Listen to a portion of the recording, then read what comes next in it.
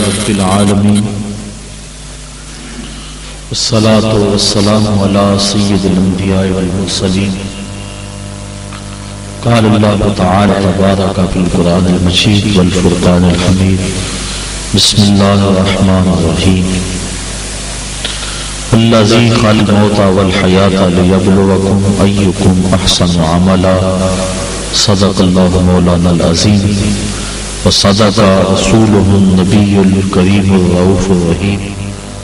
اللهم نور قلوبنا بالقرآن وزين أخلاقنا بالقرآن وادخلنا الجنة بالقرآن ونجنا من النار بالقرآن.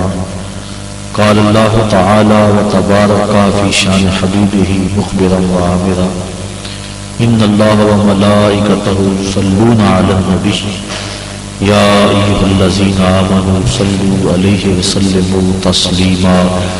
الصلاة والسلام عليك يا رسول الله وعلى آلك وأصحابك يا محبوب رب العالمين.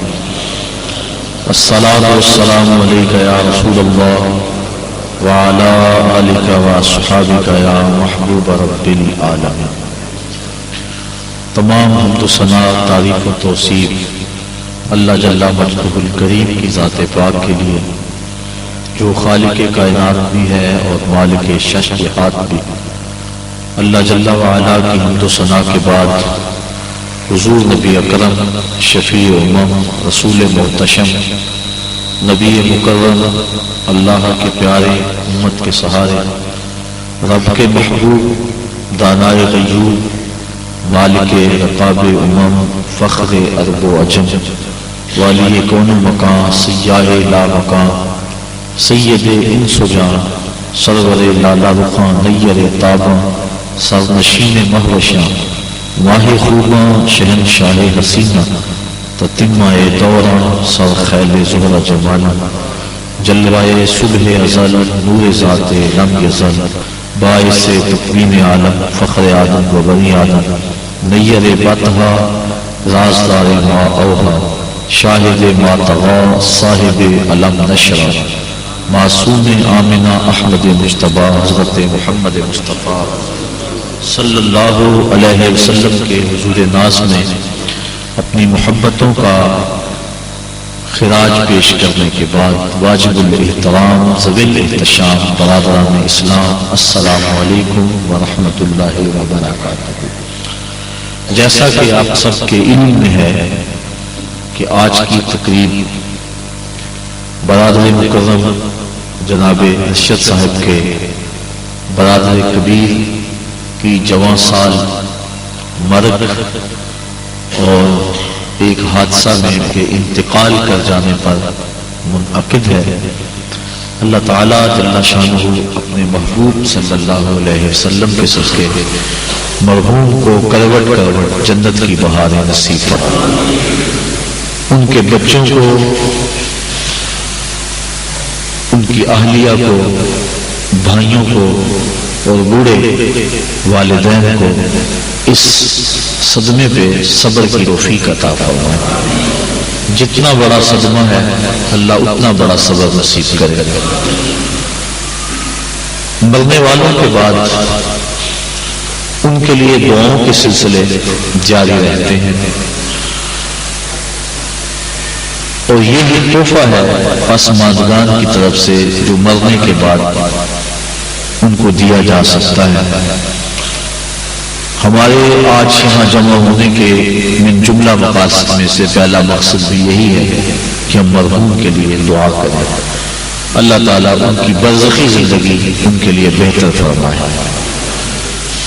مختصر سی زندگی کا عرصہ گزار کے اب وہ احکم الحاکمین کے حضور پیش ہو چکے ہیں. زندگی کے اندر 100 کوتاہیاں غلطیاں انسان سے سرزد ہوتی رہتی ہیں. اللہ تعالیٰ جل شانہ کی بارگاہ میں دعا ہے کہ اللہ ان کی غلطیوں سے صرف نظر فرمائے اور ان کی زندگی کی نیکی اور بالخصوص ان کی یہ جو ناگہاں وفات ہے وہ فریضہ ادا کر رہے تھے اپنا ڈیوٹی پہ تھے تو حکمی شہادت کے درجے میں اس موت کو شمار کیا گیا ہے۔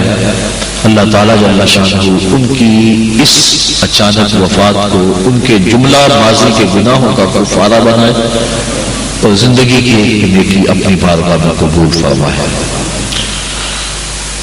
اللہ تعالیٰ جل شانہ کے حضور مرنے والوں کے لیے دعاؤں کا سلسلہ مرنے والوں کی روح کو خوش کرنے کا سبب بھی ہے اور اللہ کی رحمتوں اور اس کی کرم نوازیوں کو مانگنے کا ذریعہ بھی ہے۔ دنیا داروں سے تو مانگے تو ناراض ہوتے ہیں، اللہ سے نہ مانگے تو ناراض ہوتے ہیں۔ دنیا داروں سے مانگنا ہو تو وقت دیکھنا پڑتا ہے کہ اب صاحب سوئے ہوئے ہیں، ابھی بیدار ہوئے ہیں، اب اگر مانگا تو ابھی مزاج میں چڑچڑا پن ہوگا، ابھی کل مانگا تھا اب دوبارہ کچھ وقفہ پڑھ لینا چاہیے۔ تو دنیا داروں سے مانگنے کے لیے وقت چاہیے، دنیا داروں سے مانگنے کے لیے ان کا مزاج دیکھنا پڑتا ہے، ان کے لہجے اور ان کی زبان اور ان کی بولی میں بولنا پڑتا ہے۔ لیکن مالک سے صبح مانگو پھر بھی دیتا ہے، دوپہر کو مانگو پھر بھی دیتا ہے، شام کو مانگو پھر بھی دیتا ہے، سحری کے وقت اٹھ کے کنڈا کھڑکاؤ در رحمت کھلا پاؤ گے۔ اردو میں مانگو، عربی میں مانگو، سندھی میں مانگو، پشتو میں مانگو، نظم میں مانگو، نثر میں مانگو، نہیں مانگنا آتا یوں ہی ہاتھ پھیلا دو، اس کی رحمت کے دروازے کھلے ہیں۔ اس سے اپنے لیے مانگو پھر بھی دے گا، اوروں کے لیے مانگو پھر بھی دے گا، مانگا ہے پھر دوبارہ مانگنے کھڑے ہو جاؤ پھر عطا کرے گا۔ تو مالک سے مانگتے رہنا ہی بندے کے لیے اعزاز و افتخار ہے، اور مالک کی شان یہ ہے کہ اس کے خزانوں میں کمی نہیں آتی، وہ دنیا کو نواز دے اس کے خزانوں میں کوئی کمی نہیں۔ اس لیے کہا کہ مجھ سے مانگو میں تمہارے سوال کو پورا کروں گا، تم مجھ سے دعا مانگو میں اس کو قبول کروں گا۔ تو آج کے اس اجتماع کا پہلا مقصد دعائے مغفرت ہے۔ ہم مرحوم کے لیے دعا مانگنے کے لیے جمع ہے کہ اللہ انہیں کروٹ کروٹ جنت کی بہاریں عطا فرمائے۔ دوسرا مقصد پسماندگان سے اظہار تعزیت و محبت، کیونکہ اگر دعا ہی مقصد ہوتا تو دعا گھر بیٹھے بھی ہم مانگ سکتے تھے۔ اس موسم میں دور و نزدیک سے چل کر آپ اور میں یہاں پہنچے، صرف اگر دعا مقصد ہوتا تو ہم جہاں جہاں تھے وہاں ہی مانگ لیتے، لیکن مرنے والوں کے پسماندگان سے اظہار تعزیت کرنا، ان کے پاس آ کے دعا مانگنا، یہ حضور علیہ السلام کی سنت سے ثابت ہے۔ اللہ کے محبوب صلی اللہ علیہ وآلہ وسلم تشریف فرما تھے کہ ایک صحابی جن کا نام تھا باعث ابن مالک رضی اللہ تعالی عنہ، وہ حاضر ہوئے اور عرض کی طہرنی یا رسول اللہ صلی اللہ علیہ وسلم، حضور مجھے پاک کر دیجئے۔ آقا کریم صلی اللہ علیہ وآلہ وسلم نے فرمایا جاؤ اللہ سے معافی مانگو، اللہ تمہارے گناہ معاف کر دے گا۔ گئے معافی مانگ، توبہ کی، لیکن اضطراب ایسا تھا، کیفیت ایسی تھی، پھر پلٹ کے آ گئے، پھر کہا طہرنی یا رسول اللہ، آقا مجھے پاک کر دیجئے۔ حضور نبی رحمت صلی اللہ علیہ وآلہ وسلم نے ارشاد فرمایا جاؤ اللہ سے معافی مانگو، وہ تمہارے گناہوں سے درگزر فرما لے۔ گئے پھر پلٹ کے آ گئے، پھر آقا کریم نے پوچھا بیما اطہرو کا، تجھے کس جرم سے پاک کروں؟ بار بار پوچھتا ہے، بار بار کہا کہ اللہ کی بارگاہ میں توبہ کرو وہ معاف کر دے گا، لیکن پھر تم واپس پلٹ آتے ہو بیما اطہرو کا، تمہیں کس گناہ سے پاک کروں؟ قال من الزنا، عرض کی حضور مجھ سے زنا سرزد ہو گیا ہے، اور اس کی جو سزا دنیا پر ہے وہ بڑی کڑی اور سخت ہے، وہ میں برداشت کر لوں گا، لیکن آخرت کی سزا میرے بس کا روگ نہیں۔ اللہ کے محبوب صلی اللہ علیہ وآلہ وسلم نے ایک دن جبریل امین سے پوچھا مجھے جہنم کے عذابوں کا تذکرہ سناؤ۔ مشکات کی روایت ہے، عرض کی حضور سب سے ہلکا عذاب، اخف العذاب، سب سے ہلکا عذاب جو جہنمیوں کو دیا جائے گا وہ یہ ہوگا کہ ان کے پاؤں میں آگ کے جوتے رکھے جائیں گے، باقی پورا بدن سلامت ہوگا لیکن پاؤں میں آگ کے جوتے ہوں گے، اس کی گرمی اور حرارت اتنی ہوگی یغلی منہما دماغہ، کہ دماغ پگھل کے ناک اور کانوں کے راستے سے باہر آ جائے گا۔ یہ سب سے ہلکے عذاب کی کیفیت ہے۔ جو سخت عذاب ہے الیاذ باللہ، آج لوگ پرواہ نہیں کرتے، بلکہ کئی لوگ ایسی بات کہتے ہوئے پائے گئے ہیں کہ کوئی بات نہیں، اگر گئے بھی تو ایک غوطہ لگے گا پھر جنت میں چلے جائیں گے۔ فما اصبرهم علی النار، لوگوں کا آگ پر کتنا حوصلہ ہے۔ اللہ کے محبوب صلی اللہ علیہ وسلم تشریف فرما تھے کہ ایک صدا سنی، آواز آئی۔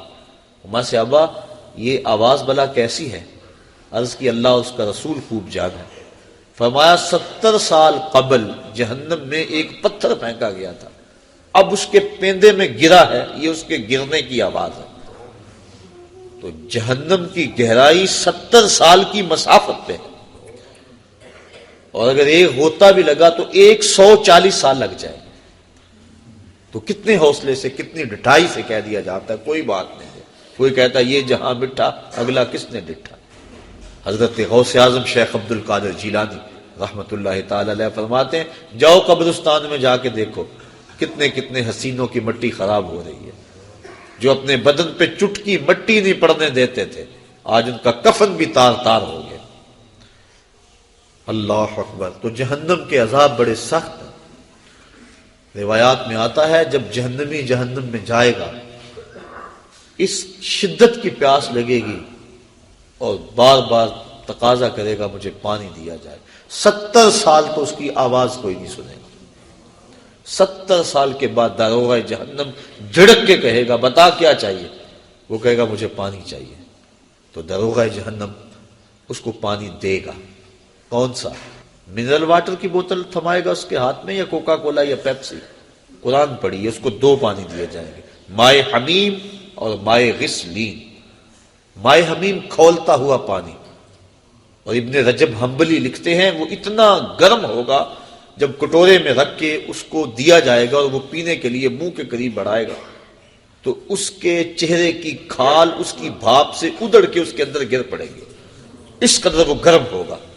دوسرا پانی اس کو مائے غسلین دیا جائے گا، اور یہ جہنمیوں کی پیپ کا پانی ہوگا، اور اتنا بدبودار ہوگا اگر اس کا ایک قطرہ اب دنیا پہ ڈال دیا جائے تو اس کی بدبو سے لوگوں کے دماغ پھٹ جائیں۔ انسان تو انسان رہے، جانور دماغ اس کی بدبو سے پھٹ جائے۔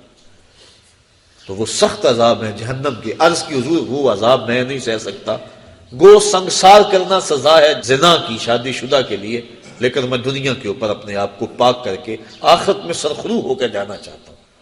آقا کریم نے فرمایا کہ اس نے شراب تو نہیں پی رکھی کہ نشے میں کہہ رہا ہوں؟ اسے نہیں پتا اس کی کتنی بڑی سزا ہے جو یہ بات کر رہا ہے۔ ایک صاحب اٹھے، منہ سونگا، عرض کی نہیں حضور ایسی کوئی حالت نہیں ہے۔ پھر پوچھا آقا نے کہ اس کا توازن عقلی تو ٹھیک ہے؟ صحابہ نے عرض کی ہاں حضور صحیح الحواس ہے۔ اتنے میں وہ 4 مرتبہ بار بار اقرار کر چکے کہ حضور میں نے زنا کر لیا اور میں شادی شدہ ہوں۔ آقا کریم نے فرمایا مائز ابن مالک کو سنگسار کر دیا جائے۔ سنگسار کر دیا گیا۔ جب ان کو پتھر مارے جا رہے تھے، ایک روایت کے لفظ ہیں کہ حضور مسجد نبوی میں سخت اضطراب میں مبتلا تھے، آنکھوں میں آنسو، کبھی کھڑے ہو جاتے ہیں کبھی بیٹھ جاتے ہیں۔ کسی نے پوچھا بندہ نواز خود ہی تو حکم دیا اور خود ہی رو رہے ہو؟ کہا وہ میرا عدل تھا، یہ میری محبت ہے۔ اب انہیں جب سنگسار کر دیا گیا، حضور ان کا جنازہ پڑھانے کے لیے نکلے۔ کسی نے تحقیرانہ لہجے میں کہا لو مائز نے زنا کیا تھا، بس آقا کریم کے چہرے پہ سرخیاں دوڑنے لگی، غصے میں آ گئے۔ فرمایا خبردار اگر کسی نے میرے مائز پہ بات کی، میرے مائز نے ایسی سچی توبہ کی ہے اگر روئے زمین کے تمام مسلمانوں میں تقسیم کر دی جائے سب کی مغفرت ہو جائے، کہ اس نے اپنے آپ کو حد شرع کے لیے خود پیش کیا ہے۔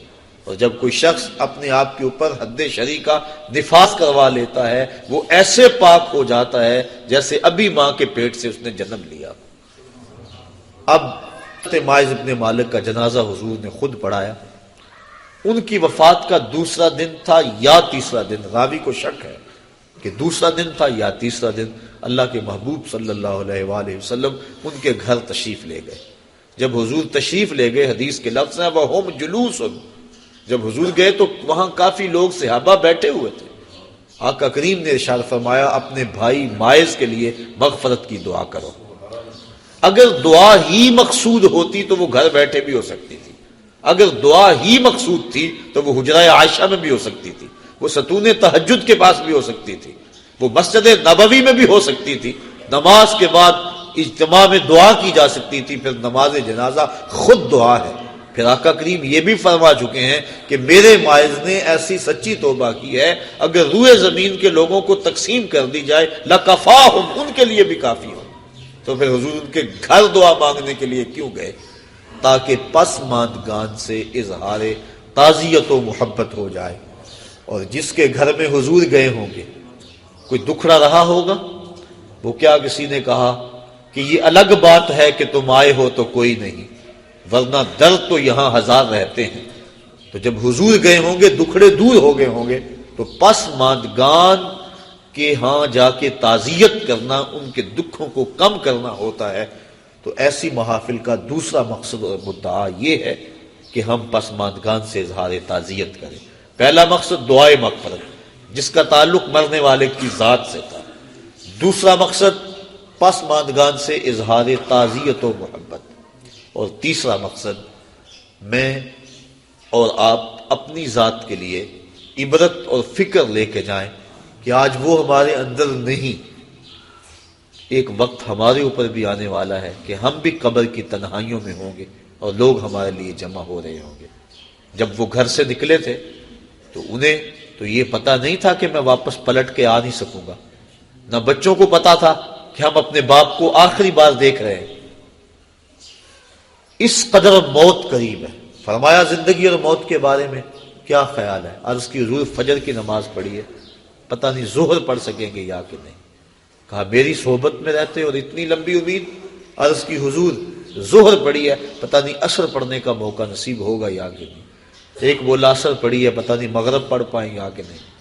ایک نے عرض کی حضور ایک رکعت پڑھی ہے, پتہ نہیں دوسری رکعت کا موقع بھی نصیب ہوگا یا کہ نہیں. فرمایا یہ سب کچھ تمہاری باتیں ہیں, میں تو یوں کہتا ہوں ایک طرف سلام پھیرا ہے, پتہ نہیں دوسری طرف سلام بھی پھیر سکیں گے یا کہ نہیں. اس قدر موت قریب ہے. اور جب ہمیں اس بات کا یقین و اذعان ہے کہ موت اتنی قریب ہے, اور موت کا انکار بھی کوئی نہیں کرتا.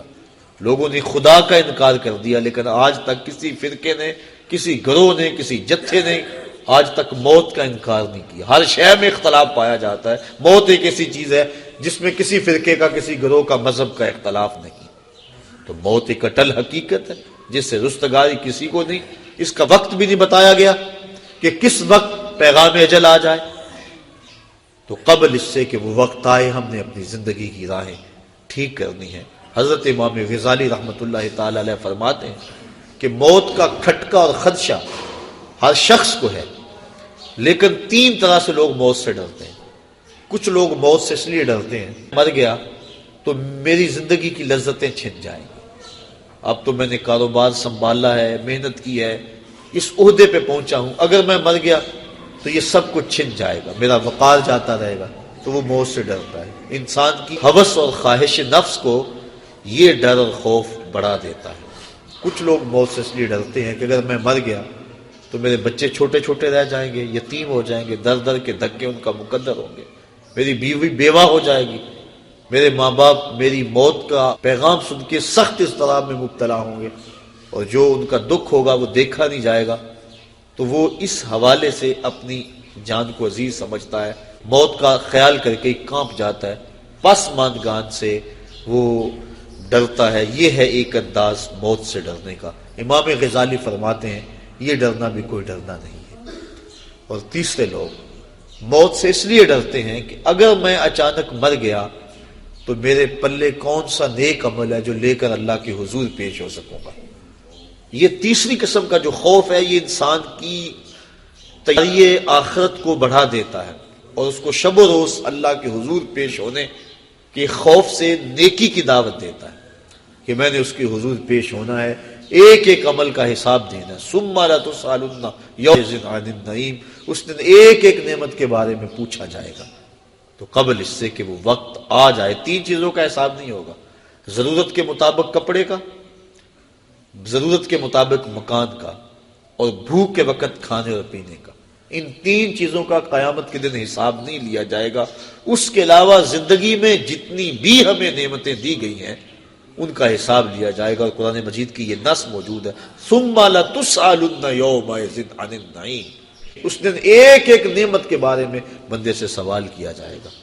آج ہم جو کچھ کر رہے ہیں سب کچھ لکھا جا رہا ہے، کرامن کاتبین بیٹھے ہوئے، ہمارا نامہ اعمال تیار ہو رہا ہے، ہم بھولے ہوئے لیکن وہ نہیں بھولے، وہ غفلت نہیں کرتے، ایک ایک چیز لکھ رہے ہیں۔ قیامت کے دن جب سب کچھ سامنے آئے گا تو اس وقت انسان جب نامہ اعمال دیکھے گا پھر حیران ہوگا اور کہے گا ما لہذا الکتاب لا یغادر صغیرۃ ولا کبیرۃ الا احصاها، ہائے اس کتاب کو کیا ہو گیا، اس نے چھوٹی بڑی کوئی چیز نہ چھوڑی، سب کچھ لکھ دیا۔ اس دن پھر سخت پچھتائے گا، لیکن اس دن پچھتانے سے کچھ حاصل نہیں ہوگا۔ وقت پر کافی ہے ایک قطرہ بھی آب خوش ہنگام کا، جل گیا جب کھیت برسا میں تو پھر کس کام کا۔ آج ہم پچھتا لیں تو آج توبہ بھی کر سکتے ہیں، جب توبہ کر لیں گے تو ماں قبل کے گناہ دھل جائیں گے، اور اگر ہم غفلت میں زندگی گزار دیتے ہیں تو کل قیامت کے دن انسان کو سخت پچھتاوا ہوگا، اور پھر اچانک موت، پتہ ہی نہیں ہے، بندہ اپنی توبہ کو مؤخر کرتا رہتا ہے، اس کو کہتے ہیں طول عمل، مؤخر کرتا رہتا، ابھی میری بڑی زندگی پڑی ہے۔ بعض وقت کسی کو کہے نا نیکی کی دعوت دیں، وہ کہتا جناب بس میں ریٹائرمنٹ لے لوں، اس کے بعد انشاءاللہ میں نے بچوں کی شادیاں کرنی ہیں، پھر حج کرنا ہے، پھر میں ہوں گا اور مسجد ہوگی۔ یہ اس طرح بات کر رہا ہے جس طرح سب کچھ اس کے ہاتھ میں ہو، جس طرح سب کچھ اس کے قبضہ اختیار میں ہو، کوئی کچھ بول رہا ہے، کوئی کچھ بول رہا ہے۔ یہ طول عمل، لمبی امید اور توبہ کو مؤخر کرتے چلے جانا، یہ بہت بڑی محرومی ہوتی ہے۔ اللہ اگر توفیق دے دے توبہ کی اور اللہ سوچ اور فکر دے دے تو دیر نہیں کرنی چاہیے۔ اللہ امام غزالی رحمۃ اللہ تعالی علیہ فرماتے ہیں ذرا دیکھو معاشرے میں نظر دوڑا کے، بوڑھے زیادہ ہیں، بچے زیادہ ہیں یا جوان زیادہ ہیں؟ آپ فرمایا تم کو جوان بوڑھوں سے زیادہ نظر آئیں گے، بوڑھے کم نظر آئیں گے۔ کسی بھی مجلس میں آپ تجزیہ کر کے دیکھ لیں۔ فرمایا اس لیے بڑھاپے تک کوئی پہنچتا ہے، زیادہ جوانی میں فوت ہو جاتے ہیں۔ پھر فرمایا اب جوانوں اور بچوں کا اندازہ کر کے دیکھ لو، کسی گھر میں کسی محفل میں دیکھ لو کہ بچوں کی تعداد زیادہ ہوگی، نوجوان کم ہوں گے۔ اس کا مطلب یہ ہوا کہ لوگ زیادہ بچپن میں فوت ہو جاتے ہیں، جوانی تک کم پہنچتے ہیں۔ تو انسان عمر کے اس حصے تک توبہ کو مؤخر کرتا ہے جہاں تک جانا انتہائی مشکل ہے، اور پھر اس وقت اگر پہنچ بھی گیا جب اعضاء میں توازن نہ رہا، عناصر میں اعتدال نہ رہا، چلنے پھرنے کے قابل نہ رہا، تو پھر کیا عبادت کرے گا؟ در جوانی توبہ کردن شیوائے پیغمبری، وقت پیری گرگ ظالم بھی شود پرہیزگار۔ اللہ کے محبوب صلی اللہ علیہ وسلم نے ارشاد فرمایا 7 اشخاص ہیں اللہ جنہیں اپنے عرش کا ٹھنڈا سایہ نصیب فرمائے گا۔ ان میں سے ایک شخص فرمایا وَشَابٌ نَشَأَ فِي عِبَادَةِ اللَّهِ، وہ شخص جس کی جوانی اللہ کی عبادت میں گزری۔ کہا جاتا جوانی مستانی ہے، لیکن جس نے نکیل ڈال لی جوانی کو اور کھینچ کے اس کو در محبوب پہ لے آیا اور اس پیشانی کو جھکا کے مالک کی چوکھٹ پہ رکھ دیا، آج تو لوگ اسے کہیں گے یہ مسیطڑ ہو گیا، اسے کیا پتا دنیا کیا ہے، لیکن کل قیامت کے دن قدر و قیمت معلوم ہوگی اس مسیطڑ کی، اس کو کتنی اللہ عزت دیتا ہے۔ جب دھوپ کڑک رہی ہوگی اور وہ سورج کی گرمی جسموں کو پگھلا رہی ہوگی، 1.25 میل پہ آ جائے گا سورج، اب رخ الٹا ہے پھر سیدھا ہو جائے گا، زمین تانبے کی، اور لوگ پسینے میں شراب ہو، کوئی گھٹنوں تک، کوئی ٹخنوں تک، کوئی کمر تک، اور کسی کو پسینے کی لگام دی جائے گی، اور پسینہ اتنا گرم اگر اس کا ایک قطرہ احد پہاڑ پہ جائے پتھر پگھل جائے، اور اتنا بدبودار اگر دنیا پہ قطرہ ڈال دیا جائے تو جانوروں کے دماغ بھی پھٹ جائیں بدبو سے۔ اس پسینے میں لوگ شرابور ہوں گے، لیکن فرمایا 7 اشخاص ایسے ہیں کہ جنہیں اللہ اپنے عرش کا ٹھنڈا سایہ نصیب فرمائے گا۔ ان میں سے ایک شخص وَشَابٌ نَشَأَ فِي عِبَادَةِ اللَّهِ، وہ جوان جس نے اپنی جوانی اللہ کی عبادت میں گزاری۔ اور اللہ کے محبوب صلی اللہ علیہ وسلم نے ارشاد فرمایا میں اللہ کا حبیب ہوں، اور جو جوان جوانی میں توبہ کرے وہ بھی اللہ کا حبیب ہے۔ کتنا بڑا اعزاز ہے، ہم کیوں غافل ہیں؟ کیا ہمیں مرنا یاد نہیں ہے؟ اپنی توبہ کو کیوں مؤخر کرتے ہیں؟ انسان کو یقین بھی ہو کہ میری زندگی اتنی ہے تو توبہ اس یقین کے ساتھ مؤخر کرے، تو اسے پھر بھی خیال کرنا چاہیے کہ اب جو میرے دل کی حالت ہے شاید پھر دوبارہ کبھی نہ ہو۔ اب جو دل کی کیفیت بنی ہے، عمر اگر ہو بھی تو دوبارہ یہ کیفیت ہی نہ بنے۔ غلاف ایسے چڑھ جائیں، غفلت اتنی طاری ہے کہ دوبارہ اس سمت میں آؤں ہی نہ۔ بنی اسرائیل میں ایک شخص تھا، اس کو بذریعہ وحی خبر دی گئی کہ اس کی عمر 1000 سال ہے۔ وہ بڑا متقی اور پرہیزگار تھا۔ اس نے کہا میری اتنی لمبی عمر ہے اور توبہ کا دروازہ آخری سانس تک کھلا ہوا ہے، تو میں کیوں اپنے آپ کو عبادت کی بھٹی میں جلاؤں؟ اس نے کہا کہ میں 900 سال گناہ کر لیتا ہوں، 100 سال قبل توبہ کر لوں گا۔ پھر اس نے ایسا ہی کیا۔ علماء لکھتے ہیں کہ وہ 900 سال گناہ کرتا رہا۔ جب 100 سال رہ گیا اور اس کو خیال آیا کہ میں نے 100 سال قبل توبہ کرنی ہے، چونکہ دل اس کا سیاہ ہو چکا تھا، گناہوں کی لت پڑ چکی تھی، اب اس نے کہا کہ 100 سال بھی کیا ضرورت ہے نیکی کی بھٹی میں جلنے کی، آتش نیکی میں اپنے آپ کو گالنے کی، میں 90 سال اور گناہ کر لیتا ہوں اور آخری 10 سال قبل توبہ کر لوں گا۔ پھر 90 سال بھی بیت گئے۔ اس کے بعد پھر 90 سال کے بعد 10 سال آئے، توبہ کا خیال آیا، پھر کہا 1 سال قبل کر لوں گا، تک 1 مہینہ، 1 ہفتہ، علامہ رومی کہتے ہیں 1 دن باقی رہ گیا، اور اب وہ کہتا تھا میں یہ کر لوں، وہ کر لوں، فلاں چیز رہ گئی ہے، حتیٰ کہ روح دبوچ لی گئی، اس کو توبہ کی توفیق نہ ہو سکی۔ تو انسان کا اگر دل راغب ہو جائے اچھائی کی طرف، نیکی کی طرف، اس کو توبہ کرتے ہوئے دیر نہیں کرنی چاہیے، اگر یقین بھی ہو کہ میری زندگی اتنی ہے۔ لیکن ہمیں تو اپنی زندگی پر بھروسہ ہی نہیں ہے۔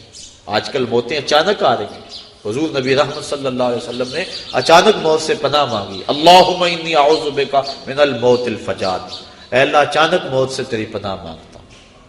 حضرت یعقوب علیہ السلام وعدہ لیا ہوا تھا حضرت اسرائیل علیہ السلام سے کہ میری روح قبض کرنے کے لیے اچانک نہیں آنا، پہلے کوئی قاصد یا کوئی پیغام بھیج دینا تاکہ میں موت کی تیاری کروں۔ ایسا ہی ہوا۔ حضرت اسرائیل علیہ السلام ایک دن حاضر ہوئے، پوچھا کہاں آئے ہو، کدھر آئے ہو؟ کہا میں قبض روح کے لیے آیا۔ کہا تم نے تو وعدہ کیا تھا کہ پہلے کوئی قاصد یا پیغام بھیجوں گا، تم نے نہ کوئی قاصد بھیجا نہ پیغام بھیجا۔ کہا حضرت آپ کے سامنے کتنے لوگوں کی موت واقع ہوئی ہے، یہ میرا قاصد نہیں تھا تو اور کیا تھا۔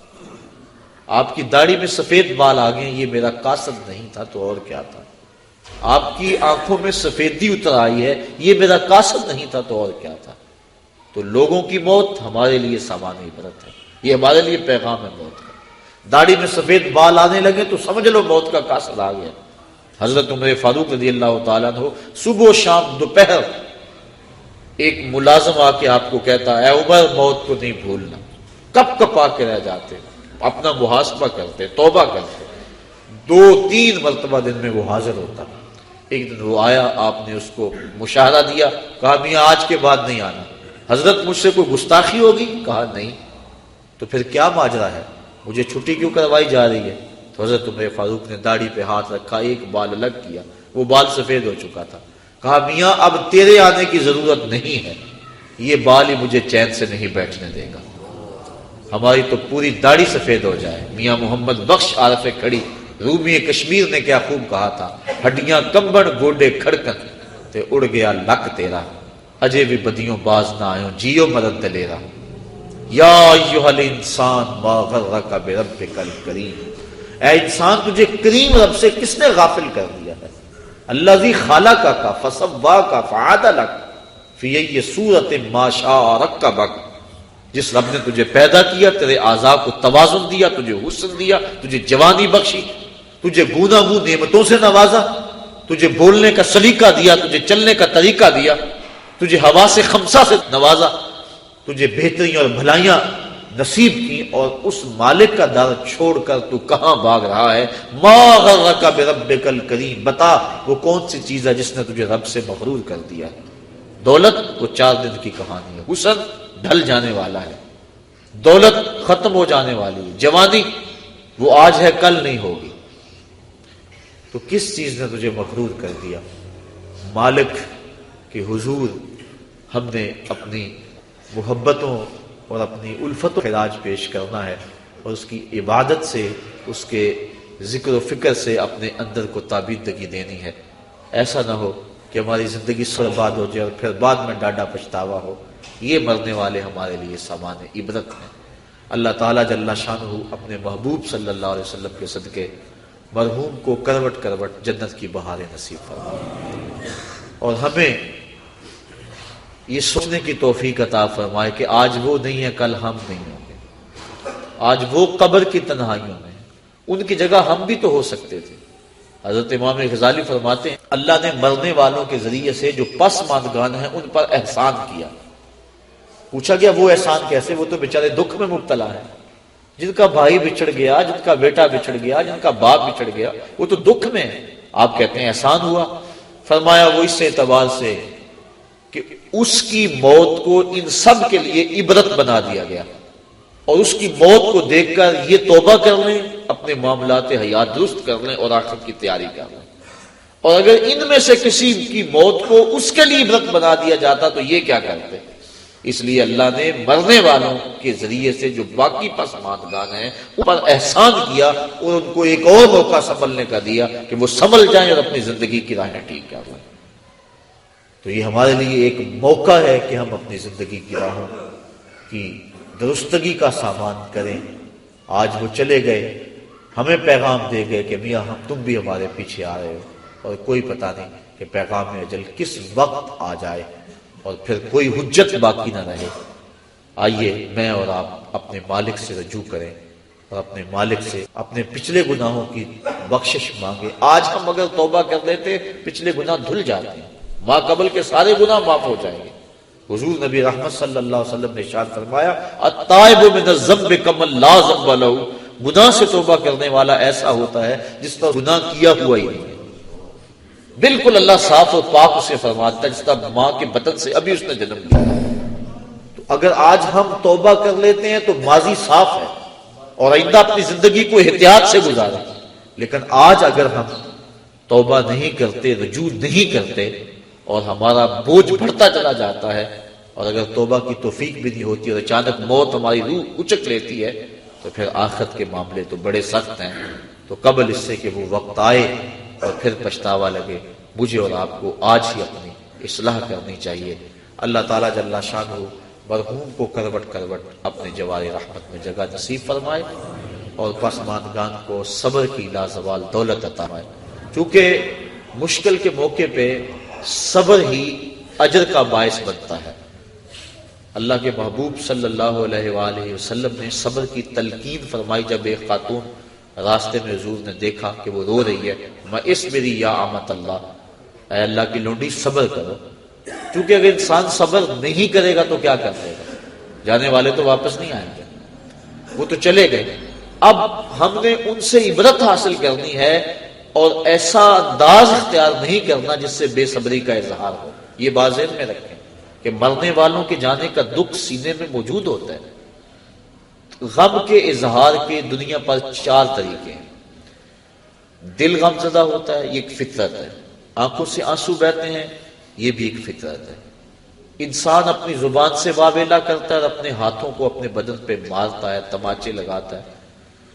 یہ 4 طریقے ہیں۔ آنکھوں کا غم اور دل کا غم رحمان کی طرف سے، ہاتھوں کا غم اور زبان کا غم شیطان کی طرف سے۔ جب حضور کے فرزند ارجمند حضرت ابراہیم علیہ السلام کا انتقال ہوا اور حضور تشریف لائے، آقا کریم اپنے بیٹے کے سرہانے بیٹھ گئے، وَأَيْنَا رَسُولِ اللَّهِ تَدْمَعَانِ، حضور کی آنکھوں میں آنسو تھے۔ آقا کریم نے فرمایا بیٹا ابراہیم تیرے میں دل غم زدہ ہے، آنکھیں رو رہی ہیں، لیکن زبان سے وہی کہوں گا جس سے خدا راضی ہو۔ اور فرمایا لیسا منا من طب الخدود وشق الجیوب ودعا بدعوی الجاہلیہ، جس نے اپنا گریبان نوچا اور اپنے منہ پہ تماچے مارے اور جہلوں جیسی باتیں کی، فرمایا ہمارے ساتھ اس کا کوئی تعلق نہیں۔ تو دل کا غم یا کبھی آنکھوں سے آنسو بہ جائیں تو اس پر شریعت میں مواخذہ نہیں ہے، بلکہ یہ شفقت کی وجہ سے ہے۔ اس کے علاوہ ایسے جملے کہہ دینے جس سے ناشکری کا اظہار ہو رہا ہو، یا اس انداز کے ساتھ اپنے ہاتھوں کو حرکت دینا کہ جس سے بے صبری کا مظاہرہ آ رہا ہو، شریعت اسلامیہ نے اس کو منع فرمایا ہے۔ تو صبر پر اللہ تعالیٰ اجر لکھا ہے، اور انسان جب کسی دکھ پہ صبر کرتا ہے اللہ اس کے بدلے اس کو آخرت میں اجر دیتا ہے۔ ظاہر ہے کہ بچے چھوٹے چھوٹے رہ گئے اور یہ ان کی زندگی باپ کے بغیر انتہائی دکھوں والی زندگی ہے، لیکن اس پہ اگر یہ صبر کریں گے تو اللہ تعالیٰ اس کا صلہ آخرت کے اندر عطا فرمائے گا۔ اللہ کے محبوب صلی اللہ علیہ وسلم کی خدمت میں خاتون حاضر ہوئی، عرض کی حضور میں مرگی کے دوروں میں مبتلا ہوں اور گر پڑتی ہوں جس سے میرا سطر بھی کھل جاتا ہے، تو آپ میرے لیے دعا کریں کہ میری یہ بھی ٹھیک ہو جائے۔ تو حضور علیہ السلام نے ارشاد فرمایا کہ اگر تو کہے تو میں دعا کر دیتا ہوں، اور اگر تو صبر کرے تو تجھے جنت کا وعدہ دیتا ہوں۔ اس نے عرض کی حضور میں صبر کر لوں گی۔ جنت کے وعدے کو اس نے ترجیح دی۔ آج ہم نے اوڑھنا بچھونا دنیا بنا لیا ہوا ہے، آخرت کو بھول گئے ہوئے ہیں۔ اس 4 دن کی زندگی کو ہم سمجھتے ہیں یہی ہماری زندگی ہے، یہی ہمارا مستقبل ہے۔ بچہ پڑھ رہا ہے، محنت کر رہا ہے، بندہ کمائی کر رہا ہے، کیا جی مستقبل ٹھیک ہو جائے؟ کون سا مستقبل؟ ایک سانس کا پتہ نہیں، اس مستقبل کی بات ہے۔ زندگی کھپا رہا ہے، مستقبل ٹھیک ہو جائے۔ اصل مستقبل تو آخرت کا مستقبل ہے۔ اللہ کے محبوب علیہ السلام نے جب صحابہ کو خندق کھودتے دیکھا اس وقت دعا دی، اللہم ان العیش عیش الاخرہ فاغفر الانصار والمہاجرہ، اے اللہ زندگی تو آخرت کی زندگی ہے، میرے ان انصار کو بھی بخش دے، میرے ان مہاجروں کو بھی بخش دے۔ اصل مستقبل وہ ہے۔ یہ تو 4 دن کی زندگی ہے۔ 45 سال ایوریج زندگی نکالی ہے ماہرین نے، چلو 50 سال لگا لو، 60 سال لگا لو، اور آخرت کا ایک دن، محشر کا ایک دن 50,000 سال کا ہوگا۔ ذرا کبھی کیلکولیٹر لے کے حساب تو کریں، ایک دن 50,000 سال کا، اور یہ ساری زندگی 50 سال کی۔ اس ایک دن کے مقابلے میں ذرا اس زندگی کا حساب نکال لینا، منٹوں سیکنڈوں کے اندر یہ ایک دن آئے گا۔ تو انسان اس کو سنوارنے کے لیے اس کو برباد کر لے جو نہ ختم ہونے والی، یہ تو کٹ ہی جائے گی، دکھوں میں کٹی پھر بھی کٹ ہی جائے گی۔ جس کے پاس دولت کے انبار ہیں، نیند کی گولیاں کھانے کے بغیر وہ بھی نہیں سوتے، چین انہیں بھی نہیں ہے، کیونکہ دنیا کے اوپر چین نام کی چیز کیسے ہوگی جبکہ انسان کے خمیر پر 39 دن تک غموں کی بارش ہوئی ہے اور صرف ایک ہی کی بارش ہوئی ہے۔ خوشیاں اور غم زندگی میں اس تناسب کے ساتھ ہے۔ خوشی عارضی ہوتی ہے، غم دیر پا ہوتا ہے۔ خوشی اور غم جب اکٹھے ہو جائیں تو غم ہی غالب ہوتا ہے، خوشی یاد نہیں رہتی بلکہ خوشی بھی غم میں بدل جاتی ہے۔ تو انسان کی زندگی میں دکھ ہے، اذیتیں ہیں، آزمائشیں ہیں، امتحان ہیں، تو اصل زندگی وہ زندگی ہے۔ اگر یہ اچھی بھی گزر گئی، تخت پہ بیٹھے ہوئے بھی گزر گئی تو کیا عرصہ ہے؟ بہت تھوڑی مدت۔ اور اگر یہ زندگی دکھوں میں بھی گزر گئی تو گزر ہی جائے گی۔ وہ کیا کہا تھا میر تقی میر نے کہ وہ ریشموں کم خواب میں سرمست ہیں تو کیا ہوا، رات اس کی بھی کٹ گئی جو کہ اور تھا۔ بخار میں مبتلا تھا، زخم تھے پورے بدن پہ، اور کوئی پرسان حال بھی نہیں تھا۔ بات ٹھٹھرتی ہوئی سردی میں ریت کے اوپر پڑا تھا، ہلکی ہلکی بارش بھی ہو رہی تھی اور سردیوں کی لمبی رات تھی۔ بتاؤ شخص کو رات کاٹنا کتنا مشکل ہوگی۔ اس رات کی سویر تو پھر بھی ہے نا، جتنی مرضی لمبی رات تھی، دن تو چڑھے گا نا، لیکن وہ آخرت کی رات ایسی اگر پڑ گئی تو اس رات کا پھر دن نہیں ہے۔ موت کو بھی مینڈے کی شکل کے اندر میدان حشر میں لا کے ذبح کر دیا جائے گا۔ کتابوں میں آتا ہے کہ جنتی جنت میں جانے کے باوجود صرف ایک ڈر میں ہوں گے، اور جہنمی جہنم میں دکھوں کے باوجود ایک خوش فہمی میں ہوں گے۔ وہ کیا؟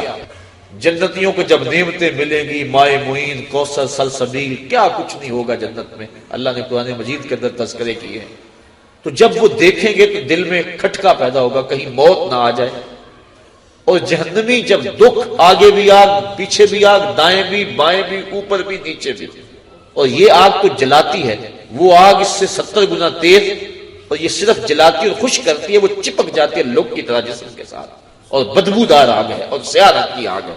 اس آگ میں جب جسم بھی بڑا کر دیا جائے گا تاکہ یہ عذاب زیادہ اس کو ہو، 70 گز موٹی کھال بنا دی جائے گی، اور اللہ قرآن مجید میں فرماتا جب کھال جل جائے گی تو ہم اس کی جگہ نئی کھال بدل دیں گے تاکہ یہ عذاب کی تکلیف سہے۔ اس نے دنیا کے اندر میرے حکموں کو توڑا اور میرے حکموں کی پرواہ نہ کی، اس کو زندگی میں نے دی، اس کو عزت میں نے دی، اس کی آنکھوں میں نور میں نے رکھا، اس کی زبان کو بولنے کا سلیقہ میں نے دیا، اس کی ٹانگوں کو چلنے کا طریقہ میں نے دیا، اس کو سانسیں میں نے اگی، اس کے لیے سبزے زمین سے میں نے اگائے، اس کے لیے پانی آسمان سے میں نے برسایا، اس کے لیے میں نے کیا کچھ نہ، کہیں سورج خدمت میں لگا ہے، کبھی چاند خدمت میں لگا ہے، کہیں جانور بال برداری کے لیے، کہیں سواری کے لیے ہے۔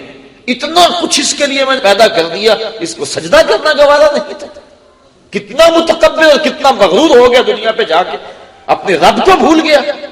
یا ایھا الانسان ما غرک بربک الکریم، اس لیے اللہ اس دن پھر 70 ہاتھ موٹی کھال جو ہے وہ بدن پہ چڑھائے گا، اور وہ جلتی جائے گی، پھر بدلتی جائے گی، اور پھر وہ تکلیف سہے گا۔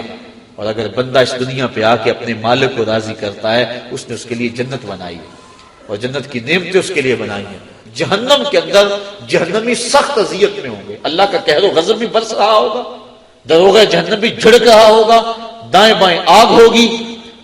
پھر اس کو صرف ایک امید ہوگی کہ کبھی موت آ جائے گی نہ تو جان چھوٹ جائے گی۔ جب مریض تڑپتا ہوتا ہے تو وہ موت مانگتا ہے، وہ موت مانگے گا۔ جنتی جنت میں جا کر یہی کھٹکا ہوگا کہیں موت نہ آ جائے، اور جہنمی جہنم میں جا کر اسی خوش فہمی میں ہوگے کبھی موت آ گئی تو جان چھوٹے گی۔ پھر اللہ تعالیٰ حشر کے میدان میں لائے گا موت کو ایک مینڈے کی شکل میں، حضرت یحییٰ علیہ السلام کے ہاتھوں میں چھری دے گا، اور جنتی جنت سے اور جہنمی جہنم سے لمبی لمبی گردنیں نکال کے دیکھیں گے، اور پھر ان کے سامنے موت کو ذبح کر دیا جائے گا۔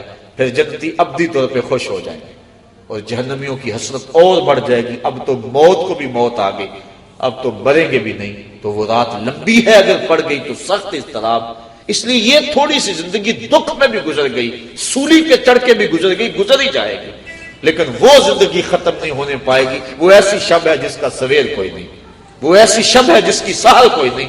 تو اگر اس زندگی کو برباد کر دیا اور اس کو سنوار دیا، پہلے تو یہ سنورنے کا یقین ہی نہیں ہے نا، چین ہے ہی نہیں، ہوگا بھی چین، تخت پہ بھی گزار دیا، تو پھر آگے ایک ایک چیز کا حساب ہونا ہے۔ وہ بادشاہ پھولوں کی سیج پہ سویا کرتا تھا نا، اللہ اکبر، لونڈی روزانہ پھولوں کی سیج بچھاتی ہے۔ ایک دن لونڈی کے دل میں آیا، بادشاہ مدت سے ان پھولوں بڑی سیج پہ سوتا ہے، پتہ نہیں کیا لذت ہے، میں بھی تو لیٹ کے دیکھوں کیا مزہ ہے۔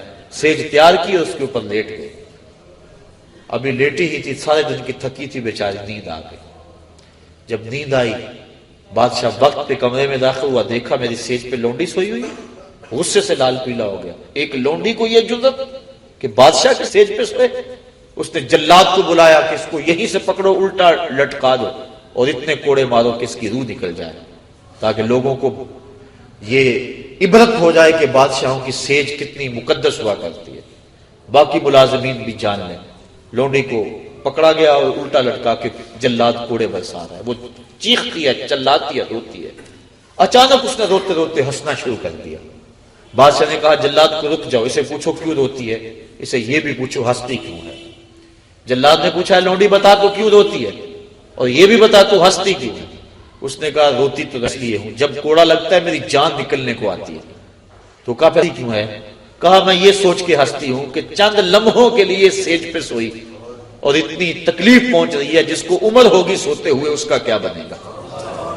تو آج ہم چاہتے تو یہ ہیں کہ مالک کو بھول جائیں اور زندگی کیش اپنا لیں، لیکن کل قیامت کے دن ایک ایک چیز کا حساب دینا ہوگا۔ حضرت امام جعفر صادق کہتے ہیں یہ میرا تو ٹھنڈا پانی پینے کو دل نہیں کرتا کہ قیامت کے دن کبھی اس کے حساب میں جکڑا نہ جاؤں۔ تو بزرگوں نے کیسی کیسی احتیاطیں کی ہیں اور ہم کیسے غافل ہیں۔ تو صاحبو، یہ زندگی، یہ موت اللہ نے ہمارے لیے آزمائش بنائی، وہ دیکھنا چاہتا ہے کہ میرا کون سا بندہ کیسے عمل کرتا ہے۔ خلق الموت والحیات لیبلوکم ایکم احسن عملا، کون سا بندہ کیا عمل کرتا ہے۔ ہم نے اچھے عمل کر کے، اصل ہماری زندگی آخرت کی زندگی ہے جو نہ ختم ہونے والی ہے۔ دو گھر ہیں، دوزخ اور جنت، اللہ نے قرآن مجید کے اندر دونوں کے نقشے بیان کر دیے، ہمیں راہیں دے دی، ہمارے اعضاء کو دونوں راستوں میں چلنے کی سکت دے دی، اور پھر اختیار دے دیا چاہے ادھر چلو چاہے ادھر چلو۔ اب ہم نے سیدھی راہوں پہ سفر کر کے اپنے مالک کی رضا حاصل کرنی ہے۔ اللہ تعالیٰ جل شانہ برادرم عبدالرشید صاحب مرحوم کو کروٹ کروٹ جنت کی بہاریں عطا فرمائے، ہم سب کو مرنے والوں سے عبرت حاصل کرنے کی توفیق عطا فرمائے، اور پسماندگان کو صبر اجر عظیم عطا کرے۔ وآخر دعوانا ان الحمدللہ رب العالمین۔